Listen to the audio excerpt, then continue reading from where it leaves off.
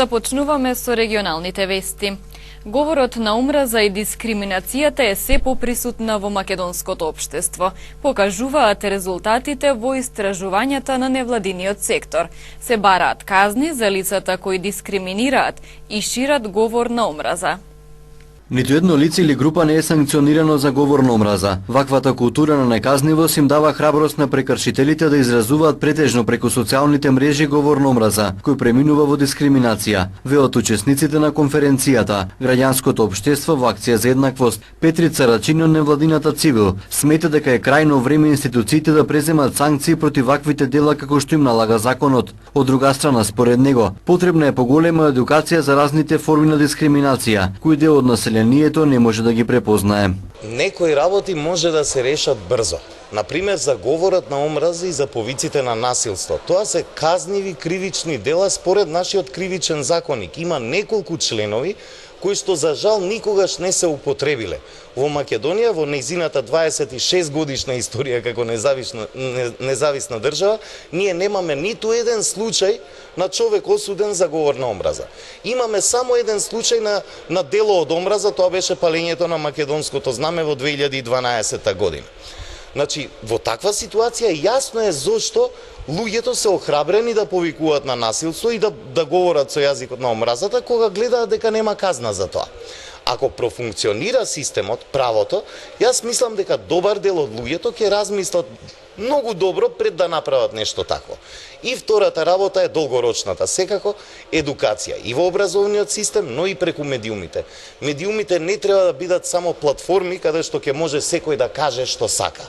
Во ред е тоа е иманентното право на слобода на изразување, но тоа и во меѓународните конвенции има ограничувања, пропишани се. Значи, достоинството на човекот. Не можете било кого сега да навредувате, да омаловажувате во јавноста само затоа што не ви се допаѓа неговиот став. И тие работи треба граѓаните полека да ги сватат низ еден долгорочен процес на образование. Не само во образовниот систем, туку и јавноста треба да функционира како образовен механизам. Медиумите, познатите личности, луѓето кои што имаат влијание во општеството, да се потрудат преку личниот пример, преку нивното дејствување, да им покажат на граѓаните каков е начинот на кој што треба да се одвива дискусија во едно демократско општество. Народниот правобранител Иџет Мемети, кој учествуваше на конференцијата Граѓанското општество во акција за еднаквост, вели дека вината лежи во институциите, кои од една страна не го санкционираат говорот на омраза, а од друга страна раководителите на дел од овие институции шират говор на омраза најчесто заради политички цели. Се соочуваат граѓаните како жртви од дискриминација со сурова дискриминација, поготово во сегментите и на ниво на централна власт и на ниво на локална власт, затоа што народниот правобранител само јавниот сектор го контролира. Имаме случаеви на дискриминација по и етничка и политичка основа, кои сме ги истражиле квалитетно, но на крај не сме успеале да ги убедиме органите да ја санираат повредата. Од друга страна, на локално ниво исто така се појавуваат доста случаеви на дискриминација, а се појавуваат во врска со работниот однос.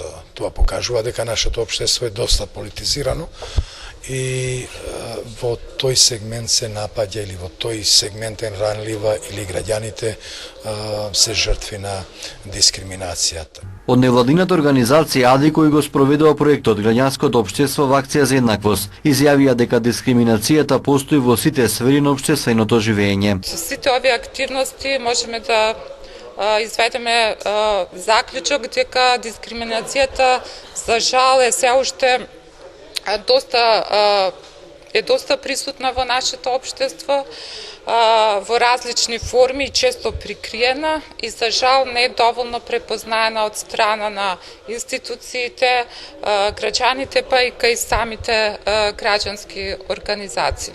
Преку проектот Граѓанско општество во акција за еднаквост, кој траеше 18 месеци, спроведени се повеќе обуки за недискриминација на лица и групи. Преку проектот Инклузивно училиште, наставниците од основното училиште Кирил и Методи се обучени за работа со деца со посебни потреби. Оваа образовна институција веќе располага со соодветни услови, прилагодени на потребите на овие ученици. Сите наставници од основното училиште Кирил и Методи преку соодветни семинари ќе бидат обучени за изведување на инклузивна настава за децата со посебни потреби. Тоа значи дека овие просветни работници ќе можат да изготвуваат индивидуални програми за планирање и изведување на работата со учениците, нивно следење и оценување. Училиштето и досега поминало низ вакви обуки, ама се чувствувала потребата од дообучување на наставниот кадар.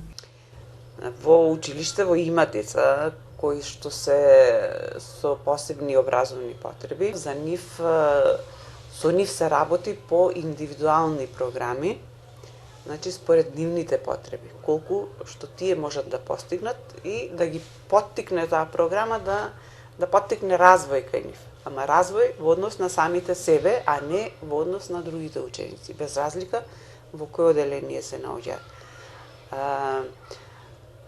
И до сега сме имале обуки за вакво инклузивно училиште, да речем, и работа со овие ученици, меѓутоа некако како да не беше доволно и наставниците не се осеќаа доволно сигурни за работа со овие ученици, затоа што секое дете си е посебно на свој начин и си има посебни образовни потреби. Не можеме сите да ги ставиме во исти кош. Тие се категории и категории, разноразни. Може да биде физички хендикеп, може да биде психички, некој си физиолошки хендикеп, што не се гледа така, може да биде и социјален, социјално запуштени деца и воспитно запуштени деца. Сите тие си имаат поинакви потреби.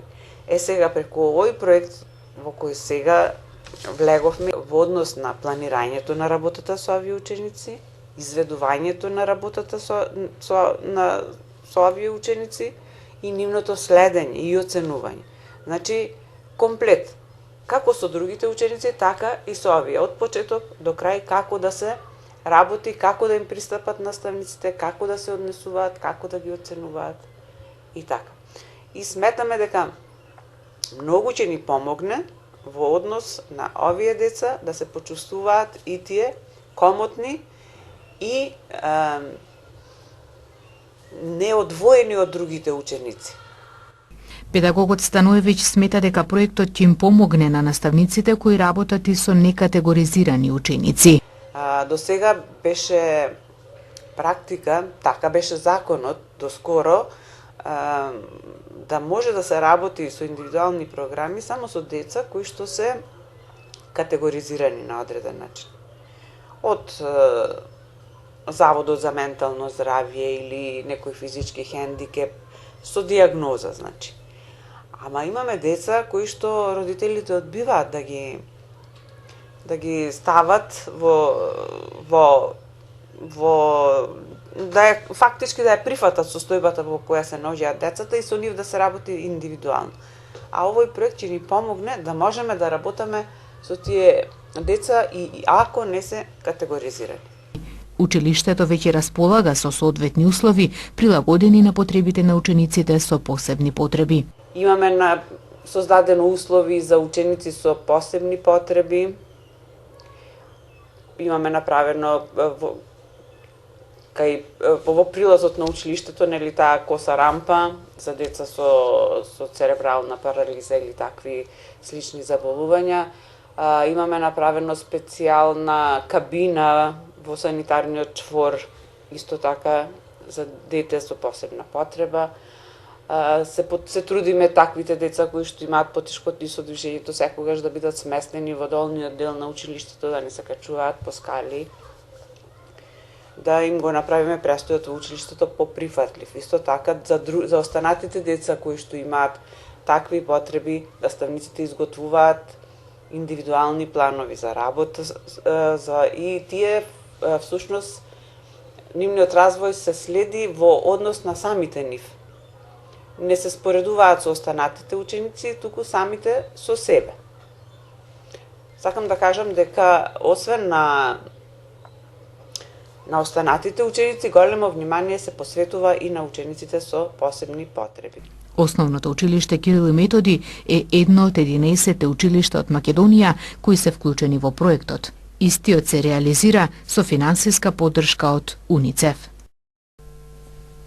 Земјоделците од Полошкиот регион реагираат што се уште не им се исплатени субвенциите. Поради ваквата состојба тие се соочуваат со загуби и се принудени да ги намалуваат земјоделските површини засадени со традиционални култури. Дел од нив користат понеквалитетен расад поради неговата ниска цена. Па, нема што да се каже, тоа треба да се дава за нив, за тоа се дави тие парите за што ги земале за кредитот, тоа кредитот се земал за тоа да се работи нешто со тоа. Ама овде сега нема. Овде не зна се кој јаде, кој пие овде. Тоа е. Дали за тоа што каснат долго време субвенциите се намалуваат земјоделските површини? Се намалуваат. Па треба се има пари па да се работи. Без пари не се работи. Треба да има пари, треба да има за сега да треба се зема расат ово, оно треба се ако нема пари со што ќе зема. Треба се работи. Затоа после доаѓа народот тоа мука има. Јел ако има поеќе, поевтино ќе биде се што. Како се сноѓаат се земјоделците?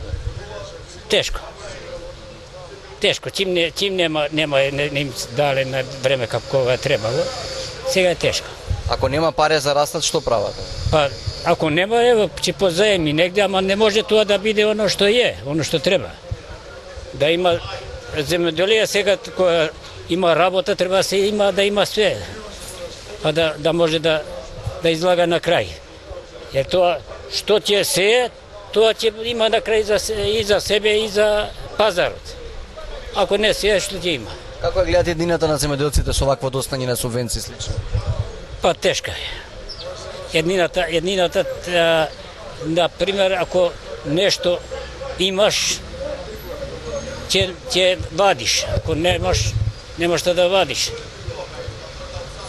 Вие знаете порано, повеќе седели ливаде и тоа, него што имало, затоа што немало со што да работат. Сега, мислите да се дава нешто, па им не им давале, па ете сега.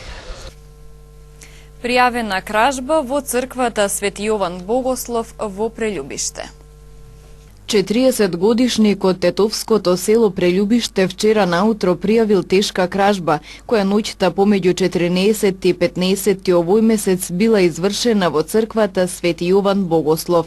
За сега непознати сторители го скршиле прозорското стакло од северната страна на објектот, со димензии 60 пати 30 сантиметри. Влегле внатре и од касата одзеле околу 700 денари во разни апоени, пошто незабележани заминале. Извршени увити се расветлуваат сите поединости поврзани со оваа кражба и нејзините сторители. Инаку од почетокот на годинава црквите се често мета на кражби и разбојништва. Пред неколку дена беше ограбена црквата Свети Димитрија во гостиварското село Митрови Крсти. Во месец март беа искршени 2 прозорски стакла на црквата Света Петка во Туденце.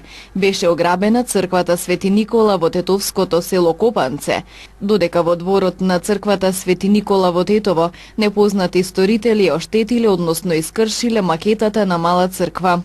И во февруари беа извршени тешки кражби во неколку цркви во Полошко.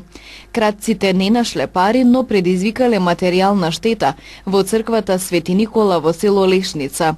Кражби биле регистрирани и во црквите Свети Петар и Павле, во Долна Баница и Свети Ѓорѓија во Здуње, Гостиварско, а оштетување на жичаната ограда и искршени керамиди било пријавено од црковниот одбор на црквата Свети Ѓорѓија во Тетовска Мала Речица.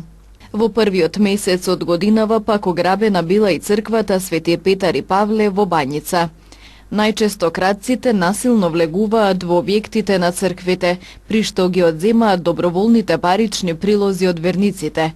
Обично сумите се мали или воопшто нема оставено пари, а материјалната штета што ја причинуваат насилно влегувајќи е поголема. Пребрзото возење причина за 2 сообраќајни незгоди во Тетовско. Со цел да се придонесе за поголема безбедност на патиштата, полицијата и во текот на вчерашниот ден спроведе сообраќајни контроли. 2 сообраќајни незгоди се случиле во текот на вчерашниот ден. Околу 21 часот на локалниот пат Желино-Стримница, скутер Боатин со тетовски регистерски таблици, што го управувал без дозвола лице од Стримница на возраст од нецели 18 години, загубил контрола и излетал од коловоз. Од излетувањето мотоциклистот задобил телесни повреди, со друго возило пренесене во Тетовската клиничка болница и по укажаната помош пуштене на домашно лекување.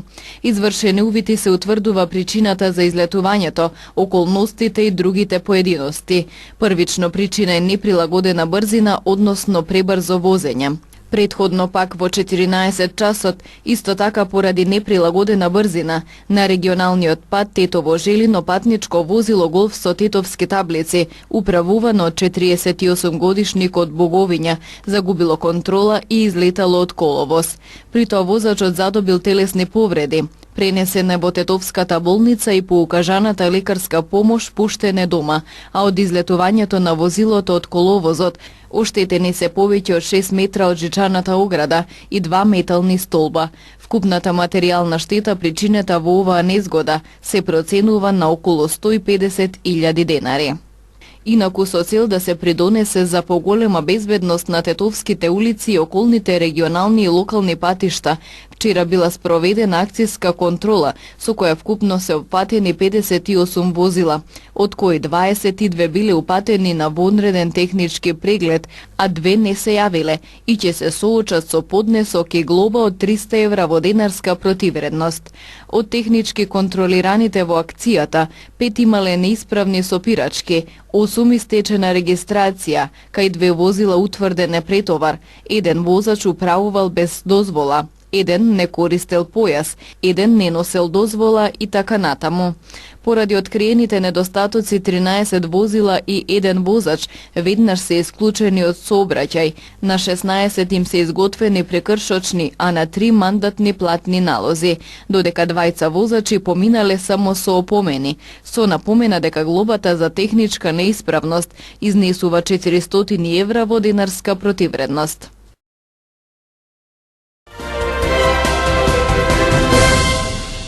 Државниот инспекторат за локална самоуправа преку соопштение појаснува дека мандатот на советниците на општините е истечен на 24 март и сите донесени одлуки од советите, вкупно 680, инспекторатот ги поништил и ставени се вон сила. Но од инспекторатот појаснуваат дека според 2 члена од Законот за локална самоуправа, мандатот на градоначалниците трае до завршување на тековната година, односно до 31.12.2017, па со оглед на изминатиот мандат на советите, градоначалниците извршуваат техничка функција, но во никој случај не смеат да прекинат со функционирањето на општините, а ако не ги извршуваат обврските ќе се соочат со санкции. Градоначалниците во Македонија сега се само чувари на имотот со кој до вчера раководеа. Останаа со скусени ингеренции, откако истече нивниот 4 годишен мандат. До новите локални избори или пак до измена на законите во собранието ќе се снаоѓаат, особено околу финансиите потребни за нормално функционирање на институциите кои се под општинска капа. На координација кај председателот на собранието Талат Џафери, без учество на ВМРО ДПМН. Парламентарните партии постигнаа начелен договор локалните избори да се одржат во првата половина на октомври.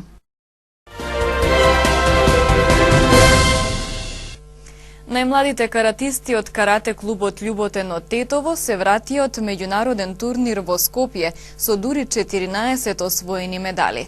Најмладиот надпреварувач има само 5 години. Со 6 освоени втори места и 8 освоени трети места, најмладите каратисти од карате клубот Љуботен од Тетово се вратија од меѓународниот карате турнир Солидарност Опен во Скопје. На турнирот учествуваа околу 580 надпреварувачи од Македонија и регионот. Карате клубот Љуботен учествуваше на меѓународен карате турнир Солидарност Опен. Учествуваа 580 надпреварувачи од Србија, Бугарија, Косово, Албанија и домаќинот Македонија. Карате клубот Љуботен освои 14 обележја, 6 сребрени и 8 бронзени медали. Значи, карате клубот настапи со вториот состав, со најмалите категории.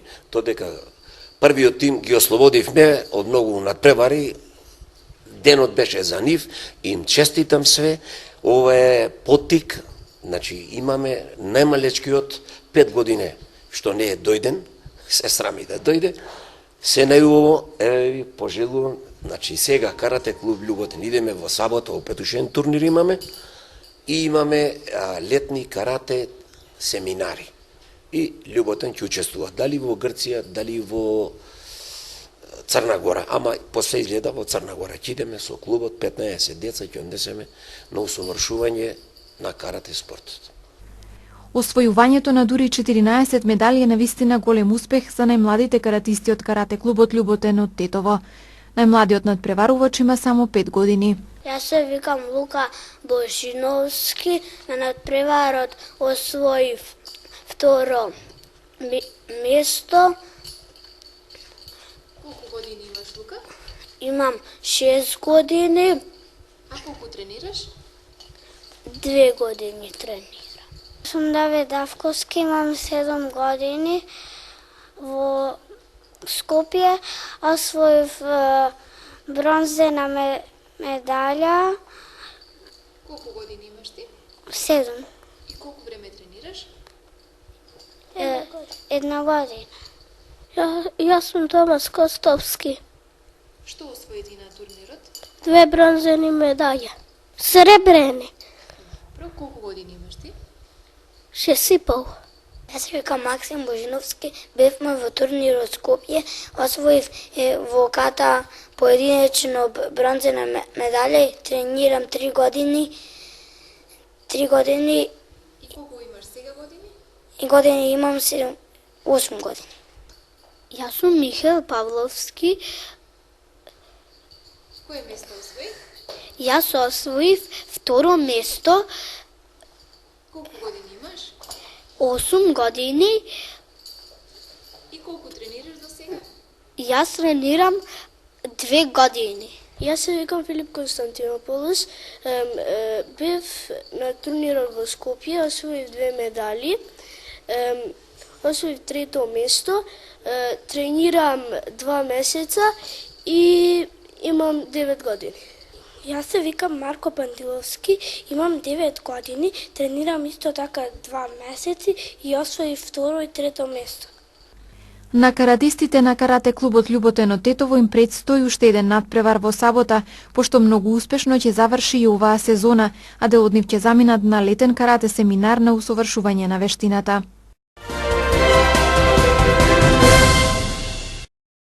Американскиот заменик помошник државен секретар Хојт Брајан Ји ја повика албанската опозиција да го прекине бојкотот и да учествува на парламентарните избори закажани за следниот месец.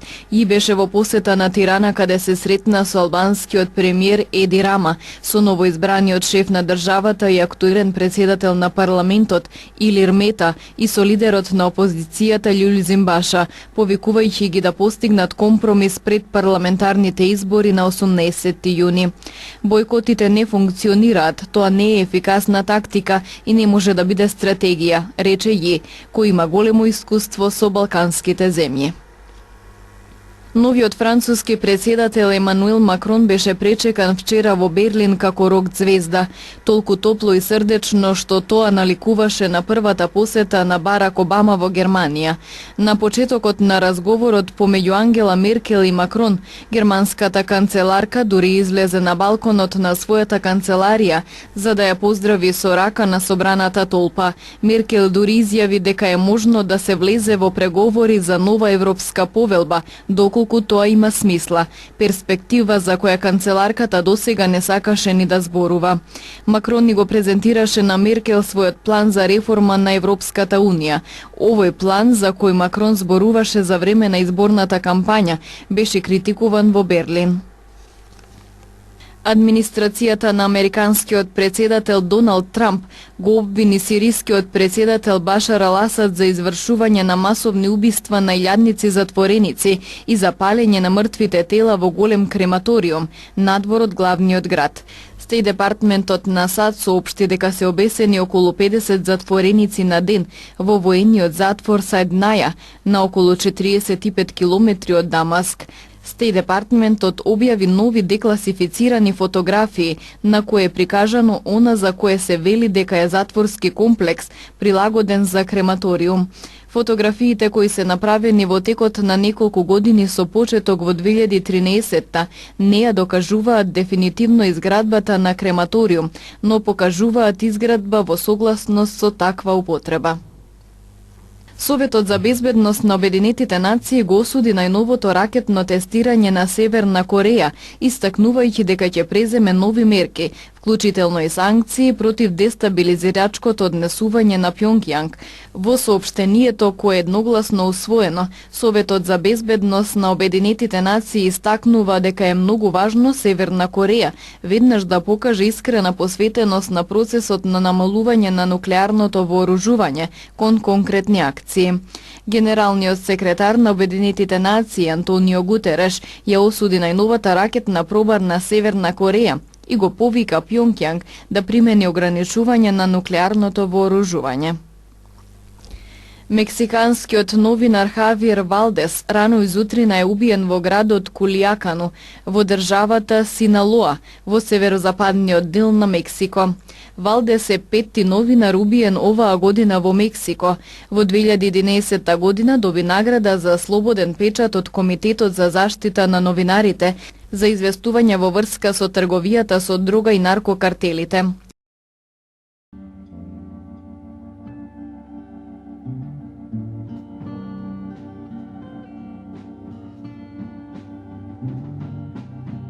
Денес имавме променливо облачно и нестабилно време, со локален пороен дожд. Дуваше умерен северен ветер. Утринските температури се движеа од 9 до 12, а дневните од 13 до 20 степени.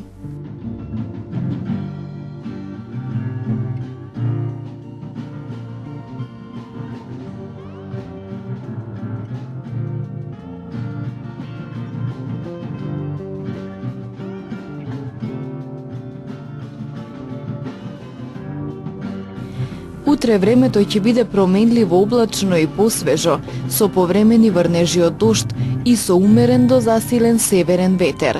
Утринските температури ќе се движат од 7 до 10, а дневните од 11 до 17 степени.